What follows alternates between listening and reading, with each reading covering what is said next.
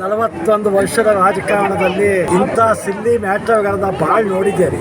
ಯಾವುದು ಕಪೋಕಲ್ಪಿತು, ಯಾವುದು ಕಲ್ಪಿತು, ಕಾವಿಕತ್ವ ಅಂದ್ರೆ ಕಾವಿಕತ್ವ ಅಂದ್ರೆ ಅದು ಹಚ್ಚಿದವ್ ಯಾವ ಪಕ್ಷಕ್ಕೆ ಕಾವಿಕತ್ವ, ಯಾವ ಪಕ್ಷಕ್ಕೆ ಕಾವಿಕತ್ವದ ಹಚ್ಚಿದವ್ರ ಬಗ್ಗೆ ಏನು ದಾಖಲೆ ಅಲ್ಲ. ಸಿಲ್ಲಿ ಮ್ಯಾಟರ್ ಇದರಿಂದ ಅವು ಆತ್ಮಕ್ಕೆ ಮಾತ್ರ ತೃಪ್ತಿ ಆಗುತ್ತೆ ಹೊರತು ಸಾರ್ವಜನಿಕ ಜೀವನದಲ್ಲಿ ಕೆಲಸ ಮಾಡ್ತಕ್ಕಂಥ ನಮಗೆ ಇದೇ ದೊಡ್ಡ ಸಂಗತಿ ಅಂತ ನಾನು ಅಂದ್ಕೊಳ್ತೀನಿ. ಅವು ಮಾತ್ರ ನಾವು ಆಡಲಿ ನಾನು ಎಲ್ಲಿ ಸೇರ್ಪಡೆ ಆಗ್ತಾಯಿತ್ತು ಹಚ್ಚಿಕೊಂಡಿದ್ದು ಹೋಗಿದ್ದೇನೆ ಸರ್. ಆದ್ರೆ ನೀವು ನಿಂತವ್ ಕೆಲಸ ಮಾಡ್ಕೊಳ್ತಾವೆ ಅಂತ ಹೇಳಿ ನಿಮ್ಗೇನು ಹೇಳಿದ್ದೀನ? ಹೋಗ್ತೇನೆ ಹೋಗುದಿಲ್ಲ ಹೇಳುದಿಲ್ಲ ಹೇಳ್ತಾನೆ ಅಂತ ಹೇಳಿ ಹೇಳ್ತಾನೆ ಅಂತ ಹೇಳಿದ್ದೀನಿ. ಹೋಗ್ತಾನೆ ಅಂತ ಹೇಳಿದ್ದೇನೆ.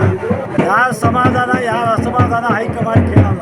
ಅವು ಸಮಾಧಾನ ಹೇಗಿದೆ ಅಂತ ನಿರ್ಣಯ ಮಾಡ್ತಾರೆ. ನನಗೆ ಸಮಾಧಾನ ಆಗಿಲ್ಲ ಅಂದ್ರೆ ಮತ್ತೆ ಚೇಂಜ್ ಮಾಡ್ತಾರ. ಯಾವ ಸಮಾಧಾನ ಹೈಕಮಾಂಡ್ ಯೋಚನೆ ಮಾಡೋದು. ಅವ್ರಿಗೆ ಸಮಾಧಾನ ಗೊತ್ತ ಕೆಲಸ ಬೆಂಬಲಿಗೆಯಿಂದ ಅಂತ ನಿರ್ಣಯ ಅರ್ಜೆಂಟ್ ಆಗ್ಬೋದು. ನಾ ಕಾದ್ಕೊಳ್ಳೇಬೇಕಾದಂಥ ಕಾಲಘಟ್ಟದಲ್ಲಿ ಕಾದ್ಕೊಳ್ಬೇಕಾಗಿತ್ತು. ನಾನು ಮೊದಲೇ ಹೇಳಿದ್ದೆ, ನಾನೇನೋ ಹೊಸಬಲ್ಲ. 1987ರಿಂದ APMC ಅಧ್ಯಕ್ಷರಾಗಿ ರಾಜಕಾರಣ ಪ್ರವೇಶ ಮಾಡಿದೆ. ಇವತ್ತು 2024ರಲ್ಲಿ 41 ವರ್ಷ ಸುದೀರ್ಘ ರಾಜಕಾರಣದಲ್ಲಿ ನೋಡಿದೆ. ಈ ಅಯಾರಾಮ್ ಗಯಾರಾಮ್ಗಳು, ಈ ಕಲ್ಪೋಕಲ್ಪಿತ ಪೋಸ್ಟರ್ಗಳು ಇವನ್ನೆಲ್ಲ ನಾನು ಭಾಳ ಕಾಲದಿಂದ ನೋಡ್ಕೊಂಡ್ಬಂದೆ. BJP ಹೋಗ್ತಾ ಇದ್ದಾರೆ, BJPಯಿಂದ ಕಾಂಗ್ರೆಸ್ ಬರ್ತಾರೆ.